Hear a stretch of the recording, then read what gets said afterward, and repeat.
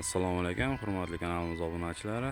Bizni uzoqni kuzatib o'rayotgan aziz do'stlar, barchalarga alangalik salom. Do'stlar, hozir mana Bishkek shahrida qilib borayotgan ishlarimizdan ozgina video lavha qilishni maqsad qildik. Xudo xolasa pena bloklarimiz mana yon boshini, orqa tomonlarini urib bo'ldik. Asosiy oldida yana bir 7 qator qoldi, xudo xolasa.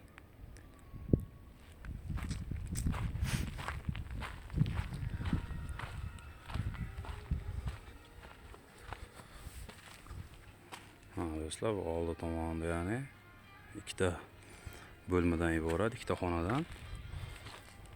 Bitta xonamizda ya'ni 6 metr, 6 santimetr. Bitta eshik, bitta deraza. Nari xonamizda xuddi o'sha razmerda do'stlar.